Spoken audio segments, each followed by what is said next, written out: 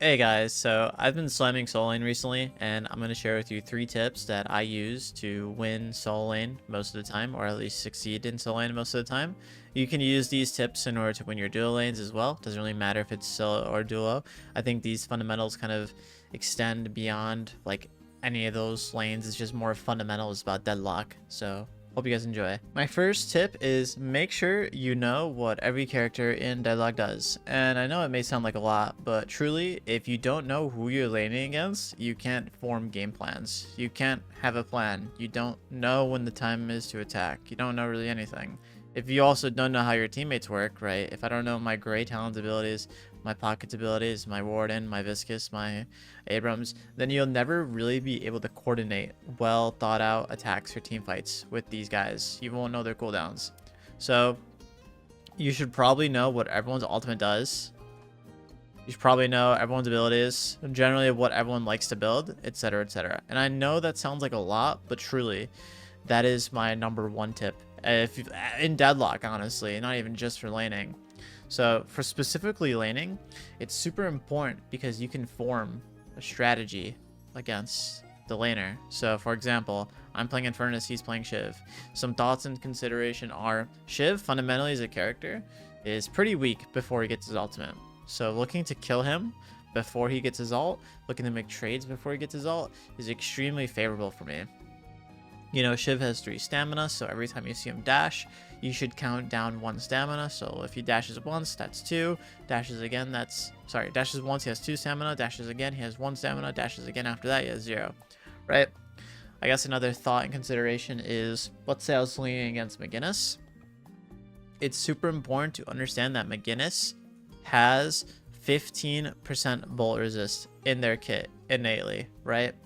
So things like that can severely bring you, well, not severely bring you, give you a huge advantage in Deadlock. Understanding your opponent, understanding their cooldowns, understanding their abilities. Even going on further, right, Viscus. Viscus has a crazy support ability, which is the cube. Understanding, right, let's say you're laning with Viscus in a dual lane.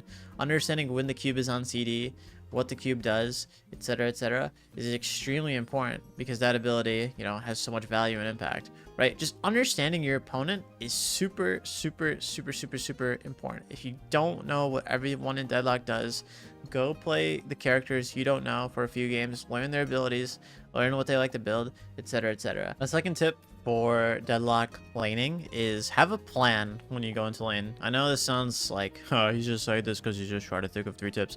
Genuinely, if you're going to lane and you don't have a plan on what you're doing, you're just going to lane and existing, you can do a lot better than that. Going to lane with a plan. What is your goal? Are you there to farm? Are you a strong early game character? Do you need to fight early? Are you a strong late game character? Do you need to survive? Are you a good roamer? Do you need to get lane, prio, and roam? Do you need to deny minions and like look for a kill when you have a soul advantage? Is what are you trying to do? Like, what is your plan? How are you going to win lane? How are you going to win the game, etc? Your plan should always be centered around how are you going to win lane and or the game.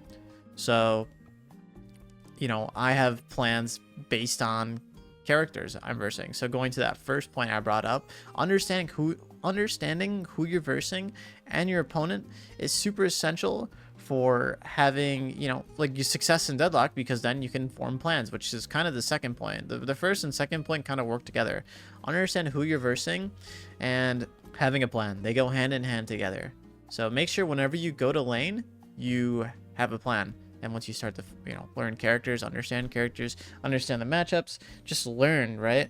You can start forming these game plans in Deadlock. So, going back to the Shiv and Infernus matchup, my plan in this lane is I'm down to, so Infernus is a super strong late game scaling, mid game scaling character. Like, he's just really goated in team fights. So I don't necessarily have to hard win lane, but I know that I can win versus Shiv because not only is Infernus really strong late game, but he's also a really good early game bully.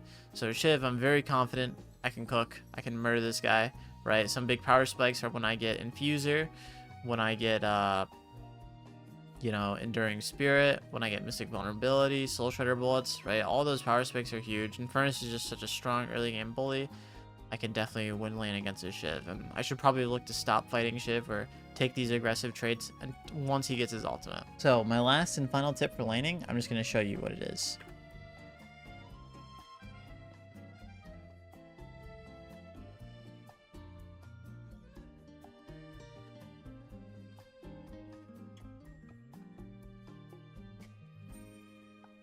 This right here is something I actually learned a few days ago.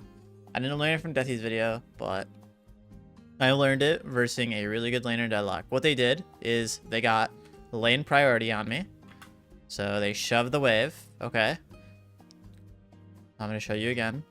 They shoved the wave. And they took the resources in the lane. What do I mean by resources? Look at these two boxes here. Every time you break these boxes, there's a chance for souls to drop out the boxes. So if we shoot this one, 42 souls.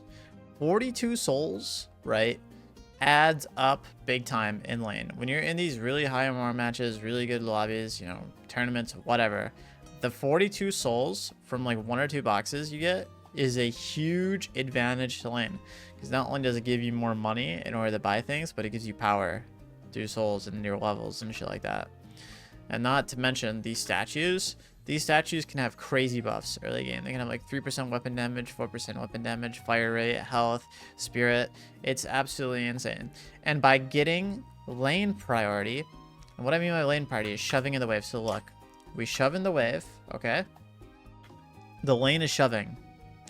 The opponent can't just walk to me and fight me for these boxes and statues, because if he does, that wave I shoved in is under the tower. And if he doesn't, you know, go attend to the wave, right, he's going to lose the CS. He's going to lose the minions. He's going to lose that power. So we shove in the wave really quickly and go for the resources. To expand upon that further, right, if boxes were to get nerfed, you can still use this idea fundamentally. You can steal their jungle, right? Let's say there's more jungle up, there's jungle over here, right? The idea is, the tip is, have lane priority. Get lane priority because, or rather not even get lane priority, use your lane priority. If you have priority in lane, which means you're winning the lane, make sure that you take the resources. Take the boxes, take the statues, take the jungle, roam, right? Use lane priority. Take advantage of it, okay? That's my final tip. So, hope you guys all enjoyed. Much love, and I'll see you guys in the next one.